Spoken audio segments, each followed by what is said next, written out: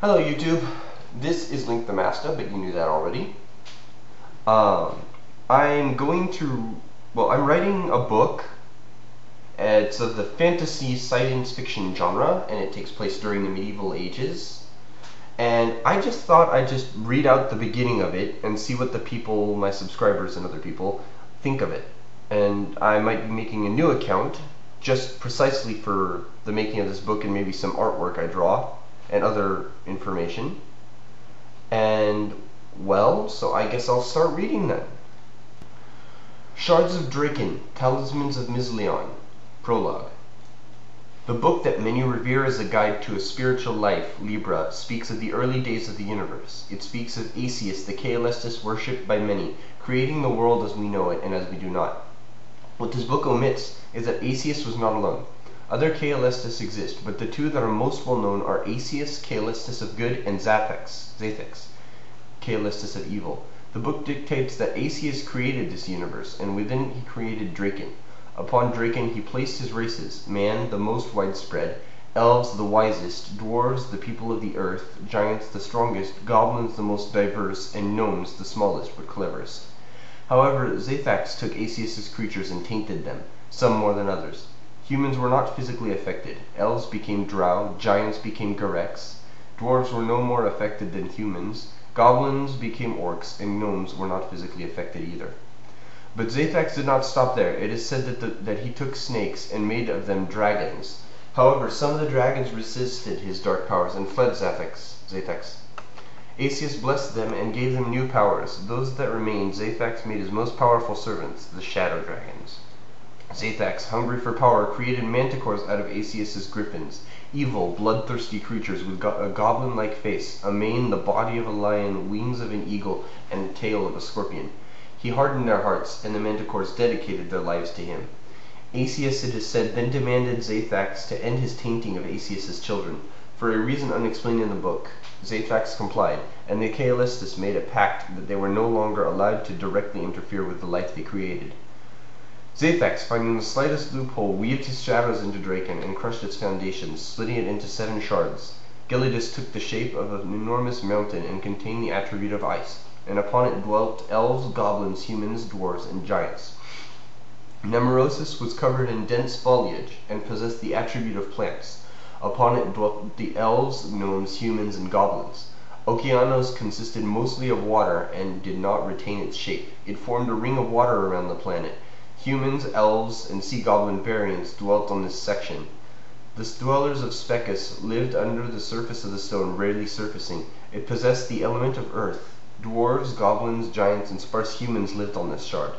Ignis spouted many volcanoes and possessed the element of fire. Humans, elves, goblins, giants, and dwarves dwelt here. Kylum shattered further, and each piece remained mysteriously within a certain distance of each other. Like the land, the clans were divided and often struggled. Kylum possessed the element of air. Those dwelling upon it were humans, elves, giants, gnomes, and goblins. Axis, the last shard, possessed a mixture of the elements. Those living on it were elves, dwarves, some giants, and sparse goblins. Libra admitted also that Draken was not only Asius's world, but also a container of something. None are certain of what it is. They only know that, left free, it was dangerous. Zathex for the last time tainted some of Asius's already tainted creatures. Men became Gonunai, drow became Thespian, gnome became imp, giant became Balrog, dwarf became Toril, and goblin, unable to take the darkness, vanished. Libra omits many facts, and for a long time sentient beings did too. Eventually the forbidden knowledge was lost entirely. However, the forbidden would not allow itself to remain hidden, and the destined clan of elves to uncover its existence. This is where our story begins. Chapter 1. Naden 7th, 1257, day of the hero. 2 dark eyes stared at a brightly lit house. The creature crept slowly toward a window to confirm its hunch. 3 elves sat around a table, apparently a family. 2 adults and a small girl, singing happy birthday. The creature smiled. He was that much closer to fulfilling his duty. Night fell silently. The sky's watchful night eye was closed as the new moon sat motionless in a dark canvas of silver. Below, a small figure stole across the fields from its hiding place to the birthday girl's house. It leapt to a windowsill, clearing the sides easily, and landed noiselessly. The creature melted into its shadow, gliding through the earth. As it passed under the wall, it bulged out of the ground. Then, realizing it wasn't in the right room, it continued its flight into the girl's room. Leaping from the earth, it landed silently next to the girl's bed. Its red eyes stared into her calm face as it took stock of its prize. Alexa, you will no longer be a threat to Corax. Alexa lay tied up on the creature's back as it stood in the center of a field, waiting. Zefrax, where are you? A low growl behind the creature answered his question. I wish you'd carry some kind of lantern, Zefrax. Drinir, you know that's why I'm so good at what I do. I can only carry the girl. You'll have to find another dark flyer. One question, though. How did you manage not to wake her up? Drinir smiled, evil teeth gleaming in the starlight. Magic users have their ways. My kind is especially gifted. She won't awake until you land. Maybe later. Zefrax reared, spreading his wings invisibly into the inky sky. That had better be true, for your sake. Alexa stirred. Zefrax stared warily at his back. Drinir, she had better only be dreaming, he said, half to himself.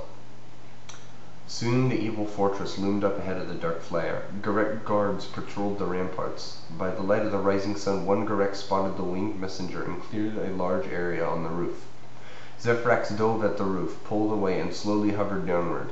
Gareks crept closer, then relieved the flyer of its burden. Corax slowly turned around. A Garek walked in, prodding a small girl with his axe. Corax stared down on the small form, which glared back at him. He looked at the Garek. Don't kill her, and keep her alive. Take her from my sight. As Alexa was borne toward whatever the tyrant had planned for her, Teokaria's fate took a downward turn. Drazeth, a young elf noble, awoke to pure silence. He sat up in his bed and looked around his room. Nothing seemed out of place. His axe lay on top of a shelf where he left it. 3 shelves piled high with books and various magical-looking objects lay against a wall. His wardrobe was slightly ajar as he had left it. And yet, he felt as if something was off. He put 1 foot down on the ground and was greeted by freezing floorboards. He shivered and got up. He quickly selected a dark green hunting tunic and some dark brown trousers. He grabbed a belt, slid a loop onto it, and tied it around his waist. He retrieved his axe and stuck its handle through the loop, and pulled on a pair of boots and gloves. He opened his chamber door and came out into the frigid night air. He stood on a balcony in a tree. Directly beneath him lay a drop of about thrice his height to the earth below. His breath threw clouds into the air as he climbed down a ladder. The only illumination came from a window of a tree house nearby. All the houses in this forest were tree houses. Forest elves liked it better that way. He drew some water from a well and splashed it onto his head, gasping at the cold. He ran his finger through his dark brown hair and got it to mostly stay flat. Drazeth glanced about. Nobody moving. Nothing moved, in fact. There wasn't a single breath of wind. No owl hooted. No fox dashed through the bushes. Drazeth knew this feeling. The frigid air, no sound. There's a shade nearby, he shivered. His eyes scanned the forest, but he couldn't feel the shade's presence or see its lamp-like eyes. Swallowing his dread, he ventured towards the edge of town. A light came on overhead, drawing his attention to it. A face peered over the edge of the treehouse balcony. Long pointed ears with elegant golden hair flowing over them. Drazeth smiled. Miera, why are you up? The young elf girl's voice trembled as she called down. Drazeth, it isn't safe. There's definitely a shade out tonight. Drazeth eyed the forest. Its presence isn't very strong. I doubt it's within 200 meters from here. And besides, I have my axe, so I should be safe. Miera didn't appear convinced, but she retreated back inside. Be safe. Drazeth smiled warmly up at her. I'm only going to Wolf Rock. I'll be back in a few minutes. With that, he trudged silently through the forest. Wolf Rock was once used as a sacred ritual site. As a result, it was left covered with designs, although most were covered in moss or lichen, and even more had been weathered away by rain and wind.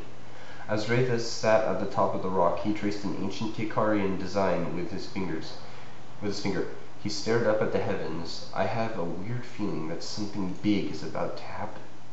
Sorry guys, but I'm gonna have to cut it off here. Not enough time in the video.